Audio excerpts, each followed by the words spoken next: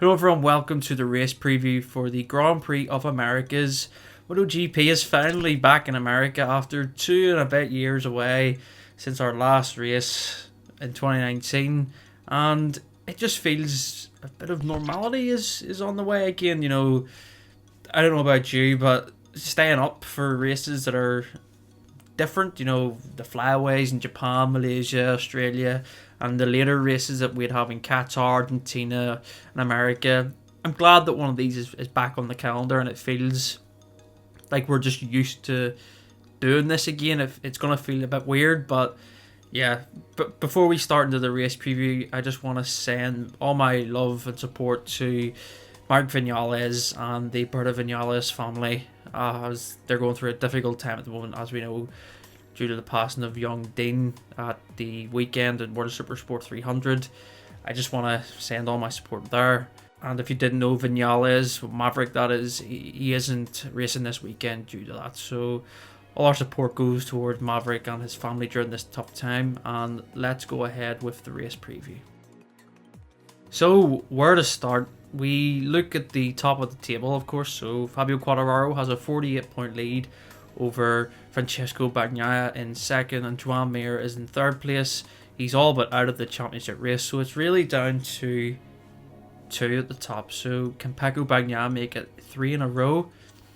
It's a difficult one because Ducati do have good form and good results around Austin. It's not a track that people would tend to label as a Ducati track, really. It is something that they've really worked on since, I'd say, 2015.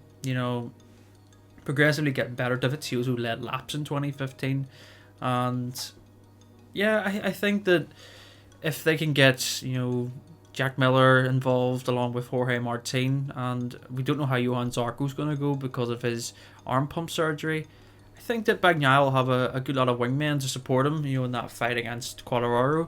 But I think that there's some optimism that Ducati can do well around here. We don't know what the weather's going to do yet, so I think all cards on the table, Ducati will be favouring their chances this weekend. And as we mentioned, Fabio Quartararo has a 48-point lead. He doesn't want to take any risks, of course. He's virtually of touching distance of this championship. And I think, like previous weeks, if Fabio can get on the podium or inside the top 4, he's pretty much doing what he's expected. He's the only rider that scored points in every single round this year. He is the only rider that has been in Q2 every round this year. He's just been sensational. So I'd expect Fabio to have a good weekend, depending on the weather. If it doesn't rain, I think that he'll be right up there at the front. But the other Yamaha riders, I don't think have the opportunity to support him yet. Morbidelli coming back from his injury, getting used to the factory bike. Valentino Rossi, we've talked about that a lot this year, once he struggles with rear tire grip. And Dovizioso only coming back and learning the machine. So Quartararo is essentially on his own.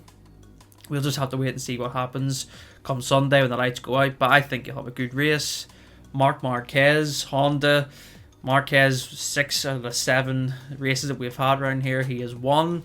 And also a great little stat that I've done myself. I looked up throughout the week that there's been 145 laps in total raced here since 2013, and Marc Marquez has led 108 of them, so just over 75% of the total race count Marquez has led. So anti-clockwise, he loves this place. We know physically he's going to hurt. Can he win this weekend? Well, when you look at it, really, he should have won in 2019. It was just a mistake or an engine fault with the engine braking that cost him in 2019 as he was leading. So I think that he likes this place, and he will say that he's only 80% of the time that he only feels that fit, but we know what Marquez is like. We've seen it in Sachsenring, we've seen it at Aragon, the tracks that he loves, he gets up for it. And I think that going into this weekend, he'll be quietly confident that he can do something. And the other Honda riders I expect will go a bit better. I think Alex Marquez will go okay around here. I think Nakagami's the real dark horse. Just watch out for FP4. That's my little tip for you. FP4 Nakagami, he'll be pretty strong, I imagine, because he just he just seems to be gelling with the bike now, and from the test, his comments were quite positive. So I would expect Taka to be, more on the pace this weekend. And then we look at Suzuki and Aprilia. Suzuki, I think, won here in 2019 with Alex Rins. So Rins will go in as a bit of a confidence boost, and of course he became a father last week. So congratulations to Alex.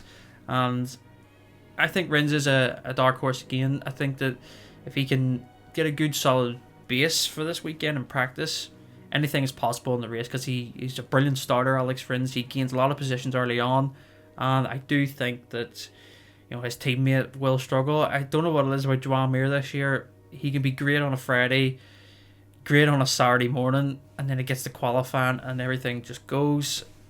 We'll just have to see if Mir can get inside the top 3 rows. Podium chances on for him, but I wouldn't count on that just yet from his current form. And then we look at Alicia Spargaro on the Aprilia, the Lone Aprilia, of course. I think that he's going to get another top 6. He's riding so well, and that bike works around every circuit. So it'll be interesting to see how he goes. And lastly, KTM. What do I expect of those riders? I don't know. I think that KTM will have a struggle on their hands. It's a track that in the past they haven't really went well at.